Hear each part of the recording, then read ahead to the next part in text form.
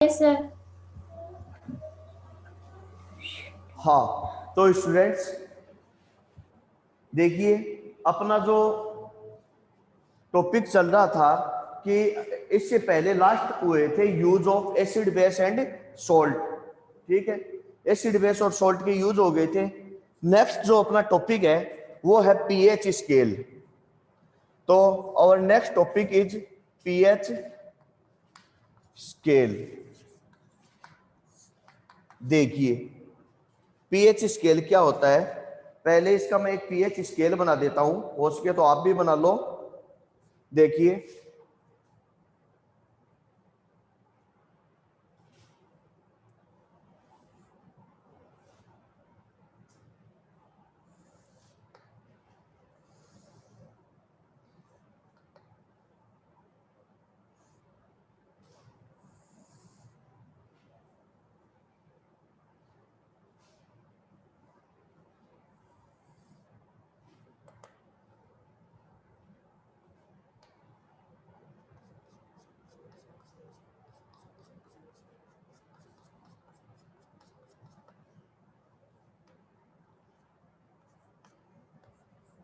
इस तरीके का एक पीएच स्केल का एक इस तरीके का ये एक स्केल होता है। ठीक है, हाँ भाई, ऑनलाइन स्टूडेंट साफ दिख रहा है क्या आपको, या बड़े लिखूं? हेलो, यस सर, दिख रहा है। हेलो। हाँ साफ दिख रहा है ना? हेलो। हाँ हेलो, हाँ यस सर। ओके हाँ यस सर, दिख रहा है। Okay, thank you. चलो दिख रहा है, बहुत बढ़िया। देखो, H प्लस आयन और OH माइनस आयन, अब इसको समझो आप। फिर देखिए, इधर जाएंगे तो H प्लस है तो इंक्रीज एसिडिक नेचर, इधर जाएंगे तो एसिडिक नेचर इंक्रीज होगी, और इधर जाएंगे तो increase basic nature.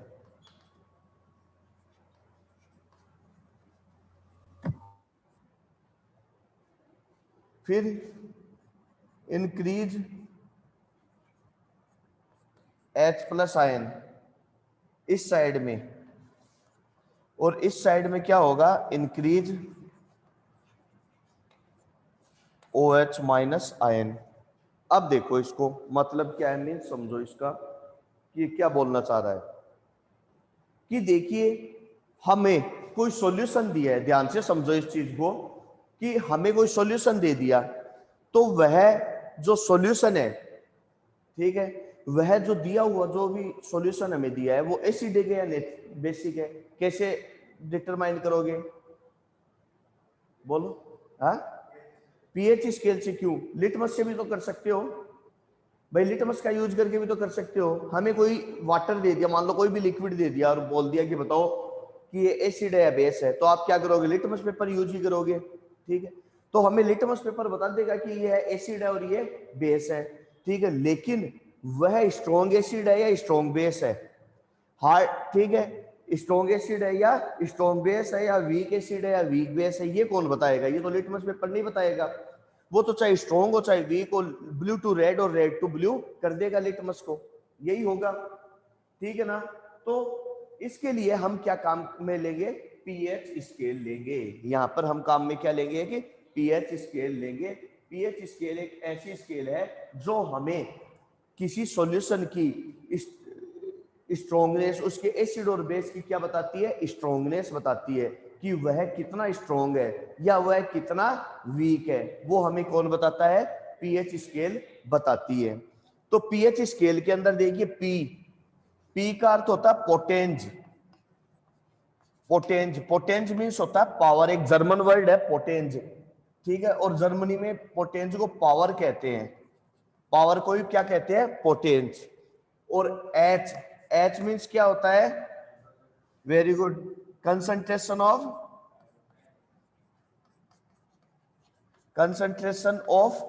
Hydrogen ion, concentration of hydrogen ion.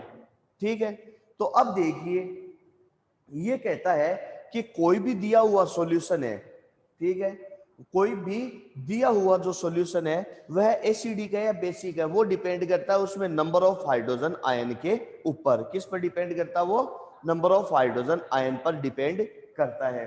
अगर देखो, अब देखिए कोई भी ये जो देखिए स्केल है, इसकी जो वैल्यू होती है वो होती है 0 से 14। कितनी होती है? 0 से 14। अब आगे देखिए इसकी मिड वैल्यू क्या होती है? 7। मिड वैल्यू होती है 7। और ये जो मिड वैल्यू है ये शो करती है न्यूट्रल को। किसको शो करती है? न्यूट्रल। यानी कि यदि किसी का पीएच 7 आ गया, इसका मतलब वो क्या है? न्यूट्रल है। क्लियर? अब देखो यहां पर आपको लिखना है एग्जाम में भी अगर आ जाए कि पीएच यदि लेस देन 7 से लेस है तो मीडियम कैसा होगा? एसिडिक। कैसा होगा? एसिडिक। यदि पीएच की वैल्यू मोर देन 7 है तो कैसा होगा?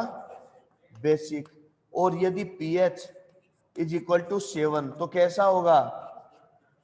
न्यूट्रल। दिख रहा है क्या स्टूडेंट ऑनलाइन? Yes sir. दिख रहा है ना? यस सर दिख रहा है। Very good. हाँ यस सर। तो देखिए, तो ये चीज समझ में आ गई? आ गई क्या यस आपको भी? सर। Yes sir. ओके। देखिए अब आगे देखिए, अब इस स्केल से देखो, आप एक बार इस स्केल से समझो क्या होता है कि 7 है। 7 क्या है? न्यूट्रल है। अब देखो जैसे जैसे पीएच की वैल्यू 7 से लेस होगी, जैसे जैसे पीएच की वैल्यू क्या होगी? 7 से लेस होगी, तो क्या इंक्रीज हो रहा है? एच प्लस आयन इंक्रीज हो रहे हैं? नहीं हो रहे हैं? हो रहे हैं। तो क्या इंक्रीज हो रहे हैं भाई? H plus ion. और क्या डिक्रीज हो रहे हैं? O H minus ion.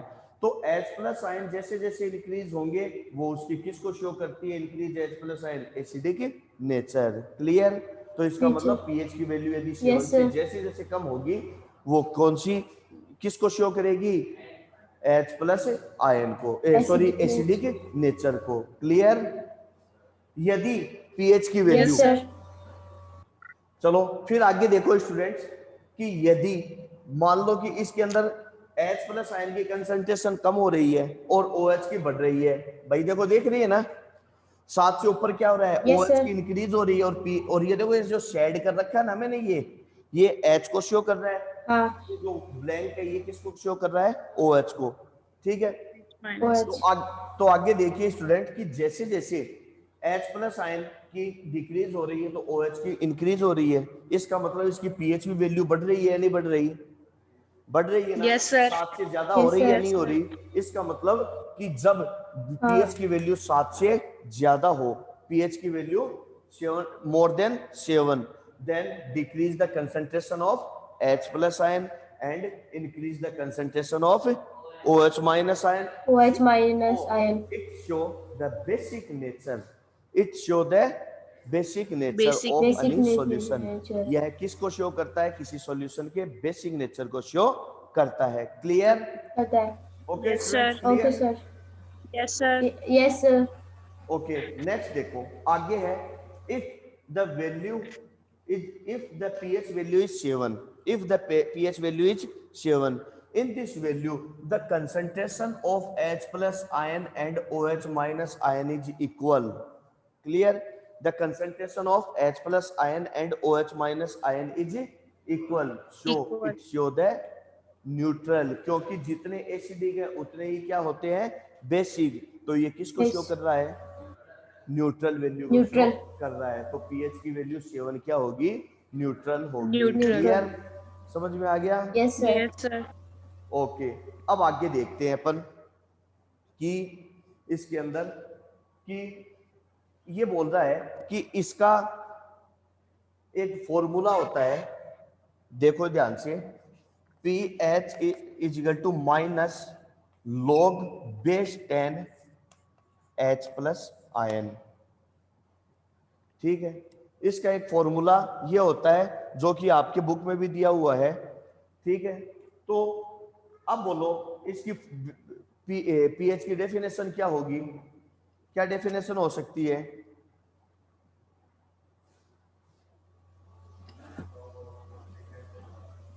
देखो, लॉग को पूरा क्या कहते हैं? लॉगरिथम। ठीक है? तो पीएच की डेफिनेशन क्या होगी कि पीएच जो है वह H प्लस आयन के नेगेटिव लॉगरिथम होता है। नेगेटिव लॉगरिथम हुआ है नहीं हुआ भाई? ये क्या है? Yes sir. माइनस लॉग, तो ये माइनस लॉग तो ये भी माइनस होगा या नहीं होगा? तो पीएच क्या होता Yes. है? पीएच इज माइनस लॉगरिथम, इसके minus logarithm value is called pH. ठीक है, या फिर ऐसे भी लिख सकते हो the pH is a minus negative logarithm value of concentration of H plus ion in solution. ठीक है, इसे हम क्या कहते हैं? पीएच कहते हैं। क्लियर? Yes, अब आगे sir. यस देखो, सर। लोग की थोड़ी सी मैं आपको बता देता हूं कैसे होता है। थोड़ा सा मैं एक लोग समझा देता हूं। मैथ में वैसे आपके इनमें है नहीं, तो थोड़ा सा मैं आपको सोल्व करना बता देता हूं। लोग की विशेषता क्या होती है? जैसे देखो, लोग ए इंटू बी को लिखते हैं लोग ए प्लस लोग बी, समझे? मल्टीप्लाई को प्लस में लिखते हैं। अच्छा, लोग ए अपॉन बी को क्या लिखते हैं? लोग ए माइनस लोग बी। क्योंकि मैं सीधा कराऊंगा तो आपके समझ में नहीं आएगा, बुक में तो डायरेक्ट दिया है। आ गया समझ में? तो डिवाइड को किस में लिखते हैं? लोग को लोग में माइनस में। ठीक है, इसके अलावा अगर पावर आ जाए, जैसे कि लोग बेस 10 है, बेस 10 लेके लिया है ना, इसमें सब में बेस 10 होगा। लोग ए अपॉन बी तो हो ही गया, ए की पावर बी, लोग ए की पावर बी। तो स्टूडेंट देखिए इसको कैसे लिखते हैं? बी लोग ए, यानी जो पावर होती है ना इसको पहले ले लेते हैं। कभी अगर लोग की जो एक्सरसाइज अगर है आपके, तो यही फॉर्मूले होते हैं, कुछ बेसिक फॉर्मूले लोग के क्वेश्चन को सोल्व करने के। ठीक है ना? तो अब अपन आगे लोग वाले क्वेश्चन ही सोल्व करेंगे, लॉगरिथम वाले। तो देखो,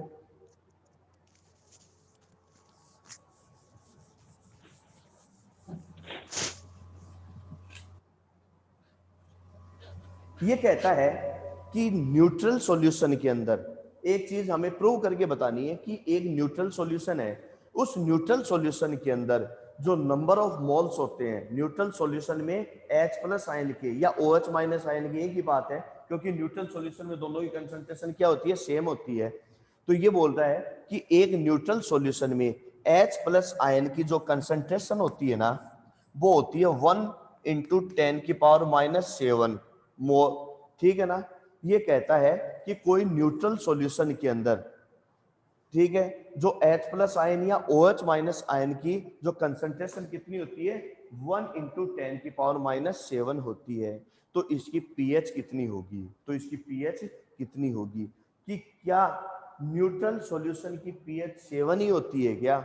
ये हमें प्रूव करना है आगे जो दिया है। ठीक है, तो इसको प्रूव कैसे करेंगे? स्टूडेंट समझ में आ रहा है क्या? Hello, yes sir. Yes, sir. हाँ यस समझ में आ सर। रहा है क्या? हाँ, yes, sir. Yes sir. हाँ, तो देखिए ये क्या बोल रहा है। हाँ हेलो संदीप सिंह, संदीप, हेलो संदीप, सुन रहे हो क्या? संदीप अभी ज्वाइन हुआ है लेकिन ये सुन नहीं पा रहा है। देखिए अब इसको सोल्व कैसे करेंगे, ये देखो। आपको पता है H plus ion is equal to कितना होता है? 1 इंटू 10 की पावर माइनस 7। ठीक है, तो ये वैल्यू यहां पर पुट कर दो। कहां पुट करोगे? यहां पर।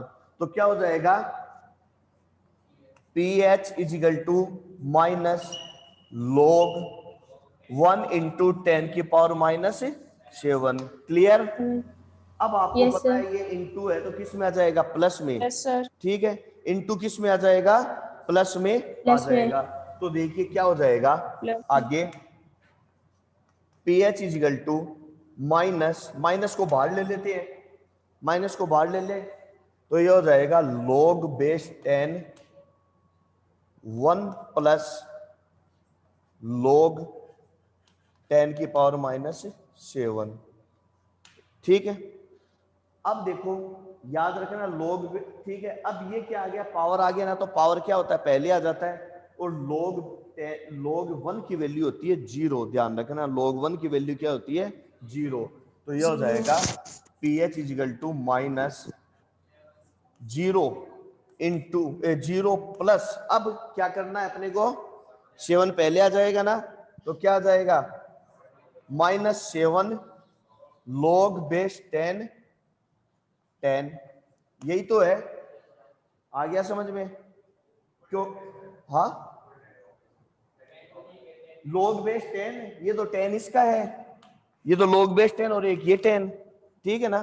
तो देखिए यहां क्या जाएगा, log बेस 10, 1 की वैल्यू क्या होती है 0। क्लियर? अब ये तो हो गई 0, इसको तो हटा दे। अब देखो pH इज इक्वल टू -7 और log बेस 10 की वैल्यू क्या होती है 1, क्या होती है 1, तो इंटू 1, क्योंकि log बेस 10 की वैल्यू होती है 1। चाहो तो आप log वाली आपके जो साइंस के रजिस्टर है ना, उसमें पीछे log की टेबल आती है, उसमें देख लेना इसकी वैल्यू क्या होती है 1। अब 7 को इससे मल्टीप्लाई करो, कितना आएगा -7 ही आएगा ना। तो pH इज इक्वल टू क्या जाएगा माइनस और माइनस को माइनस से मल्टीप्लाई करो, क्या आएगा भाई स्टूडेंट, प्लस क्या आएगा प्लस प्लस प्लस, तो क्या जाएगा pH कितना हो गया 7। 7। आ गया क्या समझ में? तो Yes, इसका sir. मतलब Yes, न्यूट्रल sir. सॉल्यूशन का, हाँ, तो इसका मतलब न्यूट्रल सॉल्यूशन का pH की वैल्यू कितनी होती है 7 होती है। क्लियर? Yes, हाँ, sir. Yes, sir. Sandeep Singh, hello Sandeep, आवाज नहीं आ रही है। हेलो संदीप सिंह,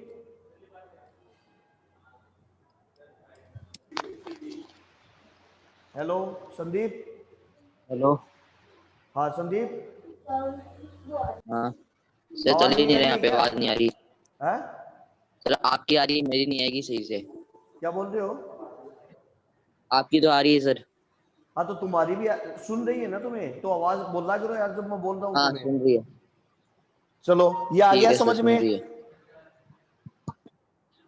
यहाँ पर किसी को कोई दिक्कत? हाँ, ऑनलाइन? नहीं No, sir. sir. No sir. Very good. हाँ ध्रुवी, ध्रुवी समझ में आ गया क्या? Yes sir. जोर से बोलो। Yes sir. Very good. हाँ, तो ये यहाँ तक कोई दिक्कत नहीं है। तो इसको मैं एक बार इंग्लिश में कन्वर्ट कर देता हूँ, पीएच, ठीक है, pH scale to to estimate the strongness of any given acid and base solution, ठीक है, a use a scale which name is pH scale, which name is pH scale.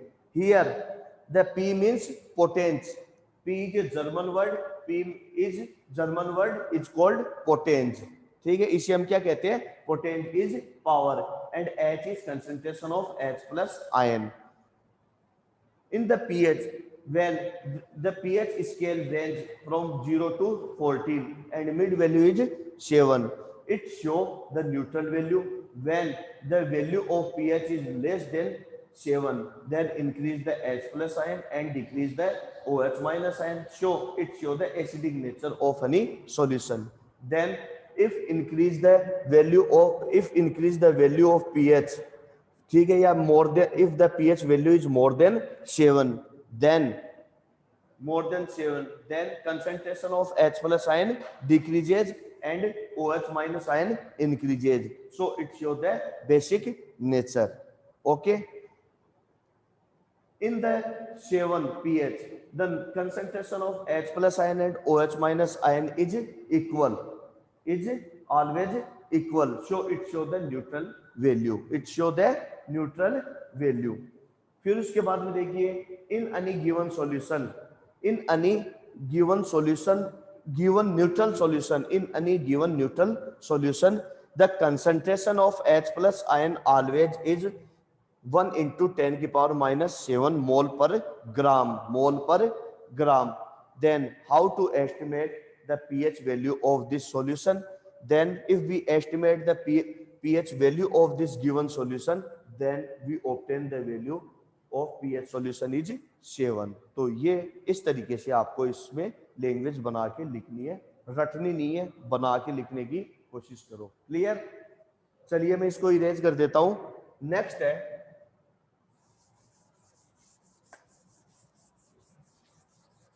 Next क्या है? Importance of pH scale या pH, importance of pH.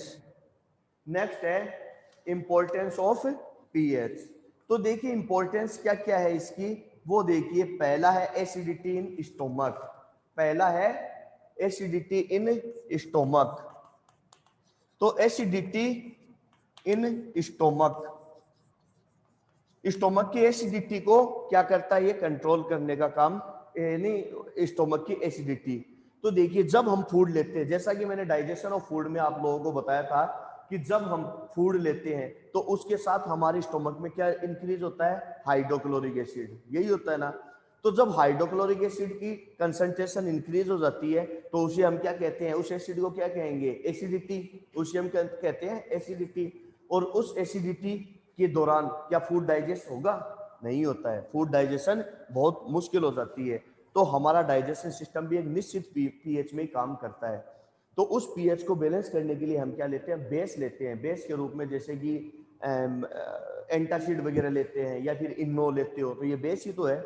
और इस reaction को क्या कहते हैं? क्या कहते हैं भाई? न्यूट्रल। हाइपर एसिडिटी, हाँ, हाइपर एसिडिटी, इसको न्यूट्रलाइजेशन नहीं कहते हैं। Hyper acidity. अरे हाइपर एसिडिटी तो हो जाता है, उसको बैलेंस करते हैं, उसके लिए न्यूट्रलाइजेशन। हम बेस लेते हैं, तो उसको न्यूट्रलाइजेशन नहीं कहते हैं क्या? Yes sir. ठीक है, तो Yes, इसको sir. हम क्या कहते हैं? न्यूट्रलाइजेशन। ठीक है, फिर हाँ. सेकंड क्या है? सेकंड है टूथ डिके। ये इंपॉर्टेंट पॉइंट है टूथ डिके का। तो देखिए टूथ डिके क्या होता है, ध्यान से समझो। टूथ डिके कहता है कि हमारा, हेलो कोई बोल रहे हो क्या? किसी को कुछ पूछना है क्या? No sir. नहीं सर। ओके, तो देखिए टूथ डिके कि हमारा जो माउथ है, इस माउथ की पीएच कितनी होती है? 6.5 के अप्रोक्सीमेटली होती है। 6.5 पीएच होती है हमारे माउथ की। ठीक है, लेकिन होता क्या है कि हम रात को खाना खा के सो जाते हैं। ब्रश करते हो क्या कोई खाना खा के? नहीं करते हो, वेरी गुड। हाँ, मुंह तो कुल्ला तो करते होगे खाना खा के। हाँ भाई, ऑनलाइन ब्रश करते हो क्या खाना खा के? यस सर, यस सर करते हैं। अच्छा, एक ही करती है इसका मतलब जो बोल रही है, बाकी नहीं करते हो। मुंह तो धोते हो ना, कुल्ला तो करते हो ना? Yes sir. Yes sir. हाँ यस सर। तो देखिए क्या होता है कि जब हम, हमारे मुंह की पीएच होती है 6.5, तो जब हम खाना खा लेते हैं और खाना खाने के बाद में सो जाते हैं, तो हमारे मुंह के अंदर फूड पार्टिकल हमारे दांतों के बीच में रहेंगे और वो किसको अट्रैक्ट करेंगे? बैक्टीरिया को। तो हमारे दांतों के चारों तरफ बैक्टीरिया का अटैक हो जाता है। ठीक है, और अटैक होने के बाद में वो बैक्टीरिया हमारे मुंह के अंदर क्या सीक्रेट करता है? एसिड सीक्रेट करता है। तो एसिड सीक्रेट करने पर बोलो मुंह का पीएच डिक्रीज होगा या नहीं होगा? डिक्रीज ही होगा। Yes sir. तो इसका यस सर। पीएच क्या होगा? डिक्रीज होगा। और यदि यह पीएच 5.5 से डिक्रीज हो जाए, यदि यह पीएच 5.5 से और ज्यादा बिलो हो जाए, कम हो जाए, तो हमारे जो दांतों का एनामेल है, देखिए हमारी बॉडी की सबसे स्ट्रॉन्गेस्ट बोन होती है हमारे दांत, हमारे टीथ का एनामेल, समझ गए? उसके ऊपर भी दरारें पड़ जाती है, इसे कहते हैं टूथ डिके। आपने सुना होगा, बहुत ऐसे पेप्सोडेंट का और इनका सेंसोडाइन का आता है ना, टूथ केविटी बोलते हैं ना, दांतों में केविटी हो गई है, तो वो केविटी मान लो ये। ठीक है ना? और इसमें क्या होता है कि जो एनामेल है हमारे दांतों के अंदर, जो इस तरीके के होते हैं हमारे दांत, इस तरीके से, तो इसमें ऐसे दरारें पड़ जाती है, क्रैकिंग आ जाती है, इसे कहते हैं हम टूथ डिके। ठीक है ना? तो उम्र से पहले ही दांत गिरना शुरू हो जाते हैं, बुढ़े से लगने लग जाओगे। इसलिए आपको कहता हूं ब्रश करके सोया करो। सुबह तो करते ही होगे। नेक्स्ट है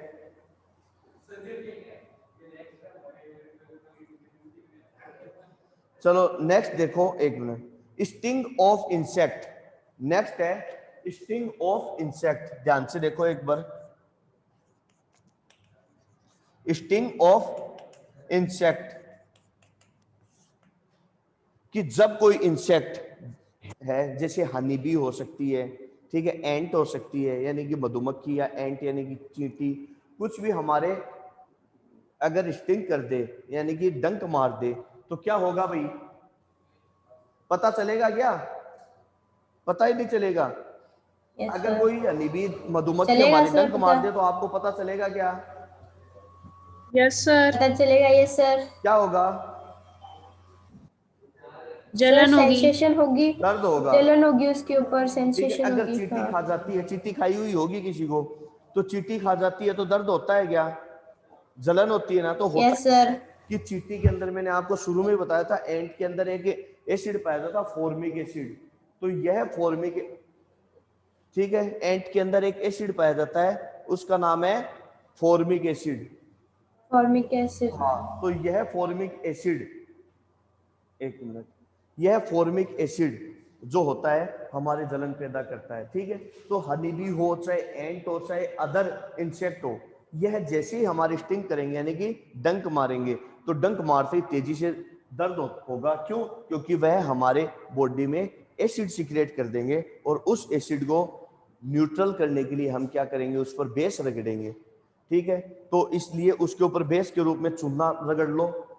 ठीक है, चूना भी रगड़ सकते हो, या फिर सोडियम बाइकार्बोनेट, मीठा सोडा आता है ना, वो भी रगड़ सकते हो। ठीक है, तो ये होता है क्योंकि हमारी बॉडी का जैसे ही पीएच कम हो गया, हमारी बॉडी तेजी से पेन करने लग जाती है। जैसे कि ये होता है ना, इसको क्या बोलते हैं यार, नहीं, कई इंसेक्ट होते हैं ऐसे,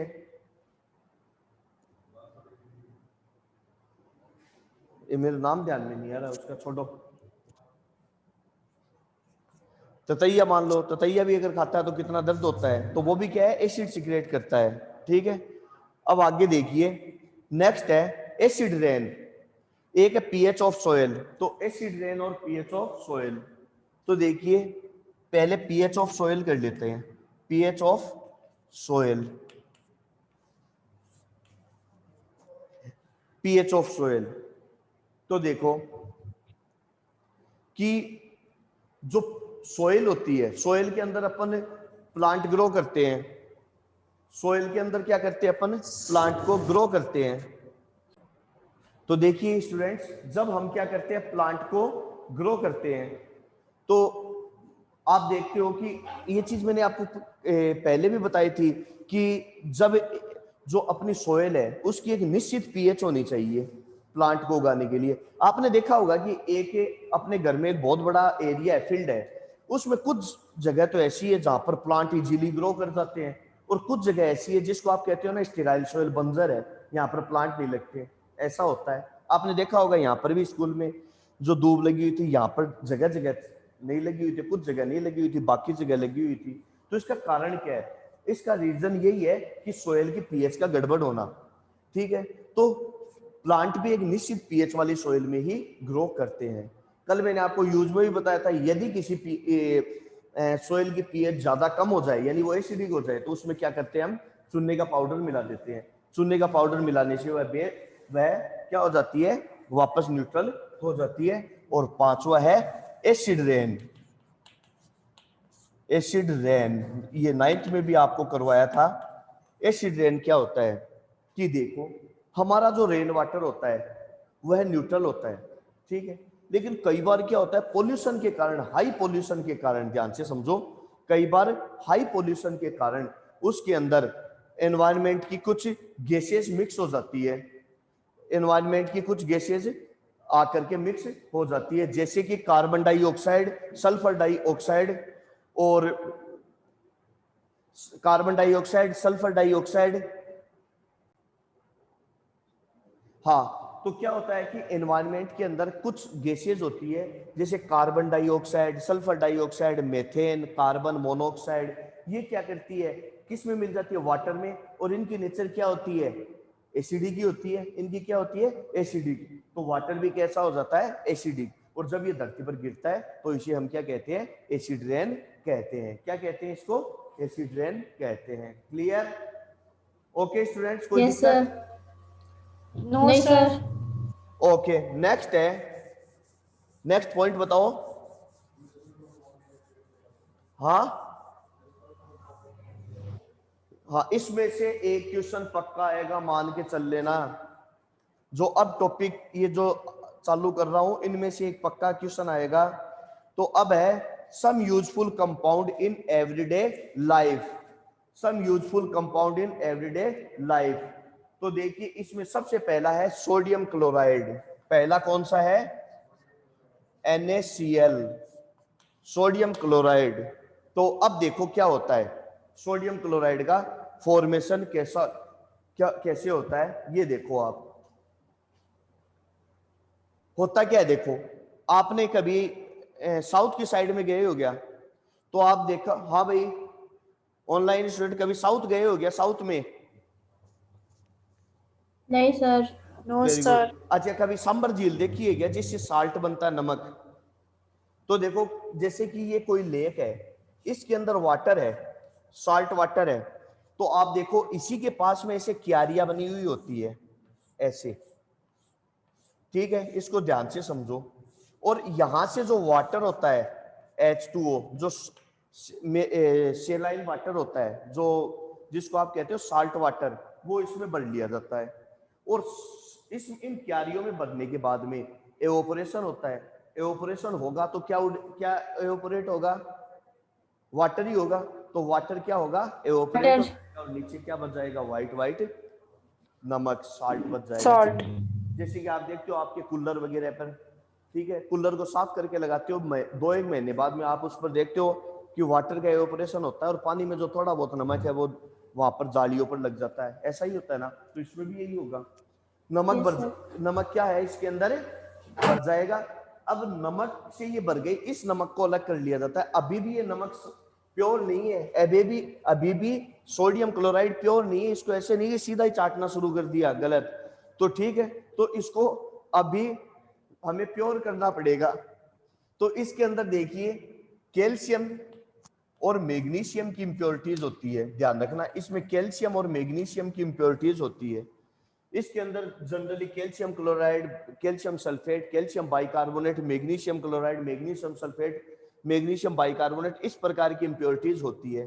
तो क्या किया जाता है कि इसको एक बड़े से कंटेनर के अंदर भर लिया जाता है, ठीक है, इसको क्या किया जाता है, एक बड़े से कंटेनर में भर लिया जाता है, और नीचे से हाइड्रोक्लोरिक एसिड गैस, ये गैसियस स्टेट में हाइड्रोक्लोरिक एसिड गैस को पास किया जाता है। और जैसे ही ये हाइड्रोक्लोरिक, इसमें क्या है, सोडियम क्लोराइड, क्या है इसमें, सोडियम क्लोराइड।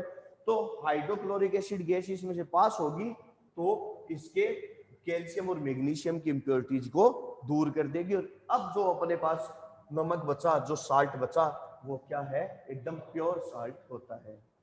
शायद आपकी बुक में रिएक्शन नहीं लिखी हुई सोडियम क्लोराइड बनाने की, तो हो सके तो आप लिख लो, जो मैंने आपको पहले भी लिखाई थी, सोडियम क्लोराइड की hydrochloric acid plus sodium hydroxide, ठीक है, तो क्या बनेगा, सोडियम क्लोराइड प्लस वाटर। और वाटर को क्या कर सकते हो आप, एवोपरेट कर सकते हो। तो ये रिएक्शन भी आप लिख सकते हो। अब देखो आगे, आपने देखा है नमक कैसा होता है, ठीक है, हाँ, White. तो कैसा होता है, व्हाइट। कैसा, इसकी प्रॉपर्टी बताओ भाई, कैसा होता है देखने में, व्हाइट, शाइनिंग, ठीक है, सोल्यूबल इन वाटर, ठीक है, soluble in water, melting point high, melting point क्या होता है इसका, हाई होता है। इसके अलावा, ठीक है, तो ये हो जाएगा क्लियर। फिर उसके बाद में देखो, और इसमें लिखा है आयनेसाइज इन वाटर। तो देखो जैसे ही पानी में इसको डिसॉल्व करोगे तो क्या होगा, यह Na+ और Cl- में क्या हो जाएगा, डिसोशिएट हो जाएगा। अब आपने साल्ट के बारे में तो सुन लिया, अब मुझे बताओ कि यूज भी है क्या साल्ट का कोई, क्या है? Yes, sir. Yes, sir. पहला है फॉर Food में use लेते हैं। के लिए काम में लेते हैं। दूसरा फ्रीजिंग के लिए काम आता है। फिर उसके बाद में preservation of food. Preservation of food का मतलब है जैसे कि कोई अचार पिकल्स वगैरह डालते हैं उसमें नमक लगाते हैं ना, तो नमक वगैरह लगाने से वो खराब नहीं होता है।